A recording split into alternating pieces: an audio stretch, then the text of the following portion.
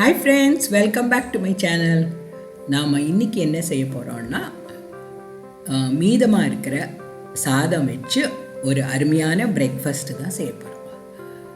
இந்த புட்டு செய்யறதுக்கு நீங்கள் மாவு வறுத்தோ அரைச்சி அதெல்லாம் தேவையே இல்லை.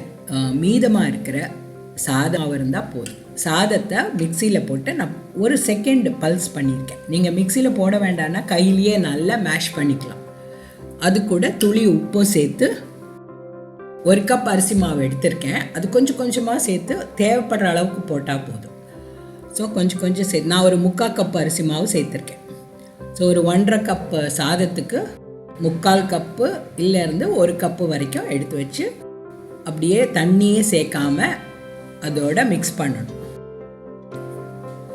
அப்படியே பிசிறி அப்போ இந்த மாதிரி பிரெட் க்ரம்ஸ் கன்சிஸ்டன்சிக்கு அதை நம்ம பிசைஞ்சு எடுத்துக்கணும்.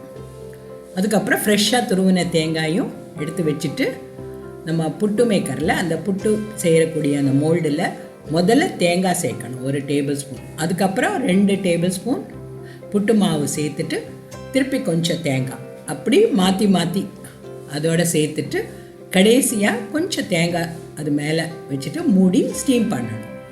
முதல்லையும் லாஸ்ட்லேயும் நம்ம தேங்காய் தான் சேர்க்கணும். சேர்த்து இது ஒரு 10 நிமிஷம் ஸ்டீம் பண்ணால் போதும்.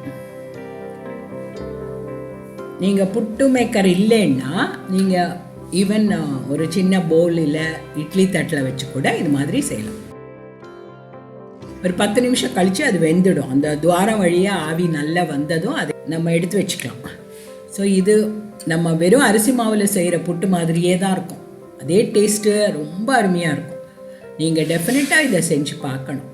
இது கடலைக்கறி கூட இல்லை எந்த கறி கூட வேணும்னாலும் நீங்கள் பரிமாறலாம். இல்லை இனிப்பு வேணும்னா வெல்லம் பழம் சேர்த்து கூட அதை சர்வ் பண்ணலாம்.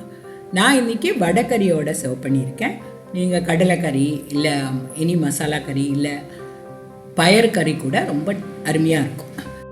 நீங்கள் டெஃபினட்டாக இந்த புட்டு செஞ்சு பார்த்துட்டு உங்களோட ஃபீட்பேக் எனக்கு எழுதுங்க. அண்ட் கமலாவின் கிச்சனுக்கும் சப்ஸ்கிரைப் பண்ணுங்கள். Thank you, enjoy.